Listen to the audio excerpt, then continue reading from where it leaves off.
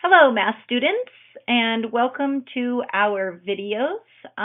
This is Module 1 called Ratios and Proportional Relationships, and this is the first lesson, so it's Lesson 1, and Experience in Relationships as Measuring Rates. So our goal for today we are going to learn about computing unit rates related to ratios of quantities measured in different units. The question that I want you to be thinking about is, how is finding a unit rate helpful when making comparisons between quantities? And so basically this is taking all of the stuff that you worked on during your 6th grade year about ratios and proportional relationships, and then learning how to take that information and apply new knowledge in figuring out different rates. So we're going to be working more with rates than we are with just ratios. So things to learn today. I'm going to start off our notes with a task. In a class, there are 14 boys and 19 girls. In another class, there are 12 boys and 17 girls. Okay, so that was the first time we're going to read it. Now I'm going to read it one more time, and I'm going to highlight important things. In a class, there are 14 boys and 19 girls. In another class, there are 12 boys and 17 girls. Okay, so the question is, what is the task about? And the answer that I would come up with is the task is about a ratio of boys to girls in school classes. So we're comparing the number of boys to the number of girls in school classes. What are the quantities in the task? Well, the definition of a quantity is a number associated with a noun. So the noun that I have in this example is boys. The noun that I have in this example is girls, boys, and girls. So those are the quantities. And then the number tells you how many. So it says, what are the quantities in the task? The quantities are in the task are 14 boys and 19 girls, and 12 boys and 17 girls. And so those are our quantities. One of the ways that we list the quantities is we put them in a table. And so we're going to make a table of the quantities. And here's our table. So here's our table. I purposely left that blank. But we have number of boys, number of girls, and then ratios of boys to girls. And then we have it in class 1 and we have it in class 2. So in class 1, the number of boys was 14. The number of girls was 19. In class 2, the number of boys was 12 and the number of girls was 17. So if we were then going to do a comparison of people, so that means that their quantity amount is exactly the same. That's why it's called a ratio, but they're people. We're comparing people. We're not comparing people to shoes. We're comparing people to people, boys to girls. So that's why it's called a ratio. If it was a rate, then we would be comparing boys to shoes because those two things are not the same.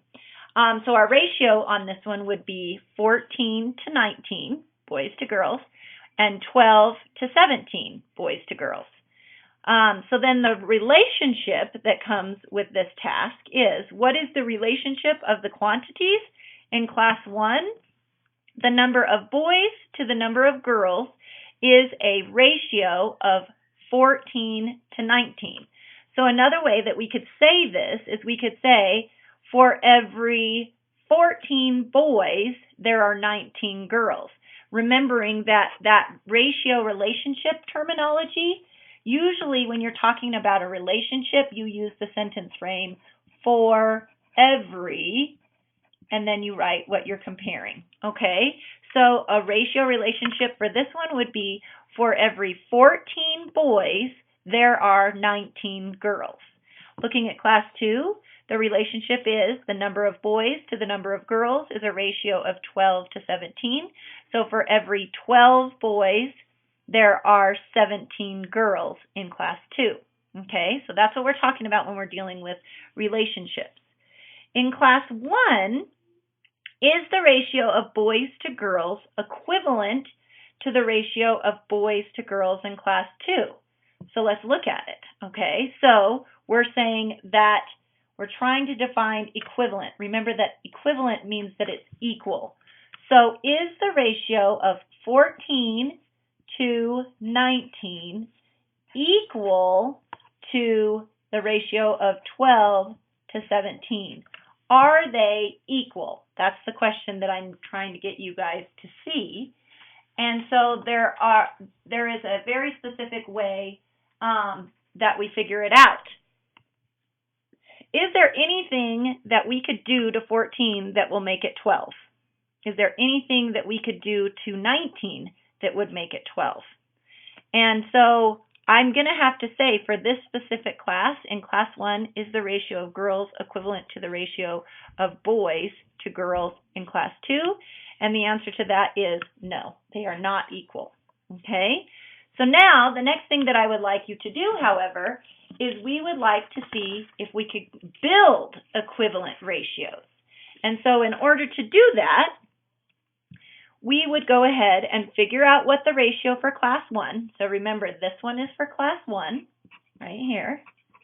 Okay? And the ratio for class 1 was 14 to 19. Okay? So in order to find an equivalent ratio, what you have to do is you have to set it up, and then you have to change it in some way. And in this way, we're going to use the multiplicative property. And the multiplicative property means that you multiply both parts of your ratio by the same amount. So my ratio is boys to girls. We can write it as a fraction. So boys to girls. Boys to girls is 14 to 19. Well, if we multiply both 14 and 19 by 3, then 14 times 3 is 42. Show your work over here. 14 times 3 gives you 42. And then we're going to do 19 times 3 because we're changing it by the exact same amount, and we get 57. So now we have a ratio of 42 to 57. So now we know that 14 to 19 is equal to 42 to 57. And the reason why we know they're equal is because we multiplied both values by 3. Okay? So then you're going to do the same thing for class 2. Here's class 2's ratio. Boys to girls, 12 to 17. Multiply it by 3. And 12 times 3 is 36. And 17 times 3 is 51. So the new ratio for those two is 36 to 51. So we now know that 12 to 17 is equal to 36 to 51. Those are equivalent. And the reason why they're equivalent is because we multiplied both numbers by the same amount. Okay? So multiplying the number of boys and the number of girls by the same amount makes them equivalent. You need to make sure you remember that. Okay. So now I have some try it information down here. It says use the multiplicative property to find the unit rate for each item to determine which one is a better buy. So we have to find the unit rate. So unit rate means per one. Okay? Walmart is having a sale on school supplies. Brand A, so we're going to talk about brand A first. Brand A sells 30 pencils for $7.97. So we're going to do cost, so dollars per pencil. Okay, that's our rate. Those are our two different quantities that we're trying to figure out a rate for them. So it says brand A sells 30 pencils for $7.97. That's brand A. Okay, then brand B sells pencils again, so we're comparing them at brand B pencils, so it's cost per pencil again, but it says that brand B sells 12 pencils for $4.77. Now some of you are going, oh, well, that's easy. I get 12 for $4, I get 13 for $7. But here's the problem. How do you know which one is a better buy? The only way that you can figure out which one is a better buy is to figure out what is the cost for one. And that's what a unit rate means, is that you're finding the cost for one pencil. So we've got to figure out how to get per one. okay, in both scenarios, how to get per one pencil. So here's how I would set it up, and here's the easiest way that I have learned to do it, is you ask yourself some quick questions. How do you get mathematically, what mathematical operation will move you from 30 to 1 the fastest? So in my mind, what number divided by 30 gives you 1?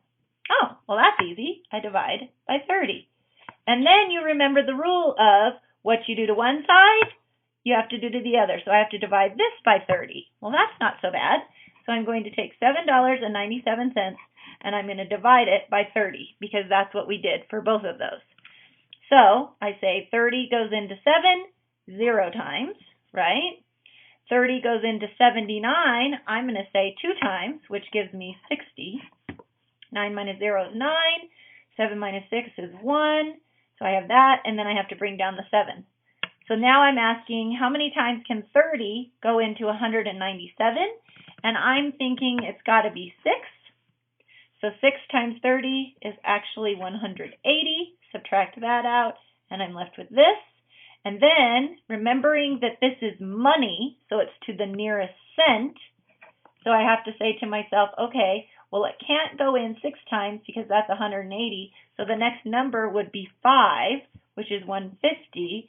And now, kiddos, even though I didn't get to 0, I can stop because we're dealing with money. And in our money system, here is the nearest cent because this is the tenths and this is the 1 cent piece, okay?